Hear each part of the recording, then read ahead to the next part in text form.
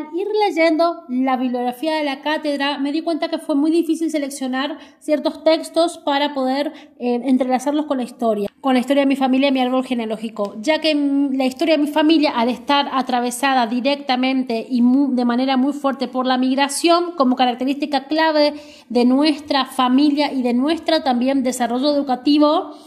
todos los textos atraviesan de alguna manera los cambios históricos a lo largo de todos estos años, desde Paraguay hasta Argentina. Políticas neoliberales, dictadura, machismo, escuelas católicas, escuelas privadas y escuelas de educación pública. Desde el punto de vista de Paglianati y Visakowski y Gutiérrez, no hubiese sido lo mismo que nosotras no hubiésemos desarrollado como paraguayas en Paraguay, con el difícil acceso y con la clase burguesa que pueda acceder a la educación universitaria pública, que únicamente durante muchos años solamente estaba en Asunción. No hubiese sido lo mismo desde el punto de vista familiar y desde el punto de vista formativo. En mi árbol genealógico yo pinto de lila quienes no tengo claramente su formación, pero sí sé que accedieron a una escuela primaria, probablemente sin poder terminar. Y rasgo notable es que mis abuelos maternos, los padres de mi abuela, mis bisabuelos maternos, ya eran migrantes argentinos que vienen desde Corrientes para trabajar la tierra en Paraguay. Mis abuelos maternos no acceden a la escuela secundaria, únicamente hacen una parte de la escuela primaria. Mis abuelos paternos sí tenían una mejor posición económica, terminan la escuela secundaria, mi abuelo se va a la guerra y mi abuela es enfermera en esa guerra. Tanto mi madre como mi padre terminan la escuela secundaria en Paraguay. Una escuela secundaria que estaba disfrazada como si fuese un derecho, como si fuese una accesibilidad pública, como si fuese un bien para el pueblo, porque era accesible a los sectores populares. Pero dentro de esta reflexión, para su definición, como plantea Barco, era una escuela pública con un título de bachiller con orientación en educación. Ellos salían maestros primarios, pero dentro de esta política neoliberalista y de esta dictadura que duró en Paraguay 35 años, era una educación precaria, que era una educación que estaba preparada para sembrar machismo, para sembrar miedo, para sembrar ignorancia y para seguir teniendo una sociedad reprimida. No era una educación pública que te accedía a reflexionar, sino que era una educación que seguía las políticas neoliberales y genocidas de una manera muy fuerte. Dentro de esa censura, la calidad educativa obviamente no era la mejor y, por ejemplo, mi papá no sabe ni hablar ni escribir fluidamente el guaraní, que es su lengua originaria. Ellos no se hallan en ese país, en ese contexto violento y de dictadura, con sus ideas. Ellos eran febreristas de un partido de izquierda en Paraguay y se autoexilian hacia Argentina con las promesas de un país más grande y más fácil de desarrollarse dentro de esta institución familiar. La mayoría de esta institución naturalizada que propone uno de los autores, esta institución, según Visakowski, la familia estaba tan naturalizada, estaba tan fuerte, a su vez es una institución que está en continuamente recambio y proceso de construcción. Mis padres migran para reencontrarse también con parte de sus familiares en Buenos Aires y comienzan a trabajar, no de la educación, no de maestros, claramente empiezan a trabajar de oficios. Siguiendo con Visakowski, con estas instituciones naturales, nosotros siempre nos vinculamos con personas que también tengan nuestro mismo pensar, nuestras mismas formas y sobre todo con muchos migrantes. Mis padres llegan a Buenos Aires cuando empieza la dictadura militar, no la sienten desde el miedo porque estaban recién llegados al país, pero sí sienten y sí observan las políticas represivas, tanto en la fábrica como en el taller en el que ellos trabajaban. Más allá de todo, mis hermanas acceden a la escuela pública y al nacer mi tercera hermana, en este momento nacer mi tercera hermana y mi parentesco, mis parientes ya estaban asentados en la provincia de Misiones, Argentina, y llaman a mis padres convencen a mis padres para que ellos vuelvan a hacer una migración interna, porque en Misiones había más accesibilidad a la tierra, había más posibilidades de trabajo y también había accesibilidad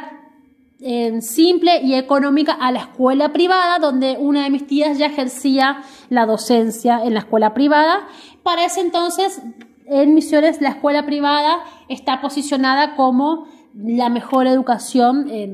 de la ciudad. Dentro de ese mercado de escuela privada, obviamente la escuela católica. Mis padres, convencidos de esto, como ellos, y traigo a colación acá el texto de Ish, en donde ellos habían desarrollado en una educación, comillas, democrática, pero que en realidad estaba siendo funcional a las políticas neoliberales, y como se estaba complejizando toda la situación en Buenos Aires, ellos migran y llegan coincidentemente luego con la llegada de la democracia. Para ellos la llegada de la democracia fue un respiro y fue poder desenvolverse con sus pensamientos febreristas de izquierda, de sus pensamientos socialistas, desenvolverse y empezar a armar grupos de migrantes paraguayos y colectividades acá en Misiones, en donde pueden disputar y en donde pueden empezar a hacer un análisis crítico de por qué ellos están fuera de su país. En todo este momento nosotras íbamos a la escuela privada, las 4. En realidad las 4 empezamos la escuela privada, y en ese momento de democracia, en ese momento de buen empezar, en donde mis padres se convierten en comerciantes autónomos, dejan de ser